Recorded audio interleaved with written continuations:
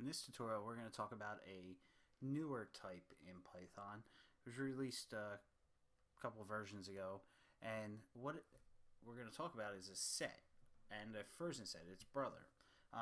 Now, a set's a little different than what we've seen so far. A set is an unordered list of objects that cannot be duplicates. A set is mutable, where a version set is immutable, but it's also an unordered list that can't be duplicates. So, things to remember here is unordered, can't contain duplicate objects, and a set's mutable, where a version set is immutable. All right.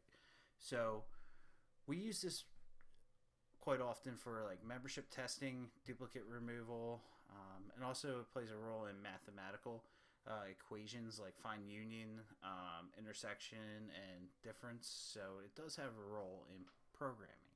Now, if you'll ever use it, who knows? All right, so we're going to go ahead and create a set. Let's go ahead and create one set, and we're going to create a variable a, set it equal to our set. And we're going to use the set built-in function to create this set, like that, and we're going to call a. Now, you may notice these curly braces because we saw them in a dictionary, but what makes them different from a dictionary is there's no keys. Remember, with dictionaries, we had a key on the left-hand side and a value on the right-hand side, separated by a colon. Well, with sets, we just have the curly braces, and it kind of looks like a tuple or a list because it only contains one object. It doesn't have a key. So it's not, sets aren't like a mapping type, and they're also not a sequence. So that makes them a little different as well. So let's go ahead and create a list here. So we're going to say b is equal to, and we're going to create our list. It's going to be 1, 2, oops, there should be a comma, 3, comma, and then we'll do 3 again, 2 again, and 1 again. And we'll close out our list with square bracket, hit return. Now we're going to make this a set. So what we're going to do is call the set function and put our variable in here that we'll call this list. And remember, we did 1, 2, 3, 3, 2, 1. Watch what happens. We get 3, 1, 2. So we can't have duplicates in there. It removes the duplicates and it puts it in whatever order it feels like putting it. So now we got 3, 1, 2.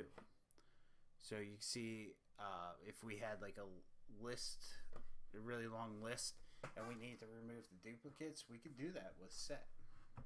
It's one easy way to remove duplicates. Also, let's take a look at version set. Now, version set's immutable, where set is mutable.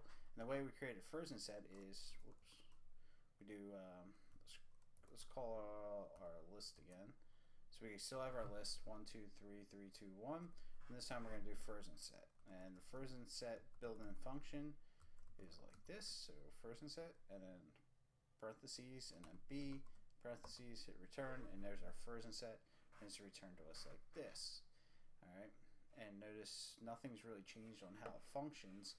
It just has 3, 2, 1, 3, 1, 2, and basically it's a set. All right, so we're going to dig into this a little bit further in a future tutorial, but I wanted to show you that sets exist and how they function and how we create a set and their main purpose. If you have any questions, leave a comment on our forum.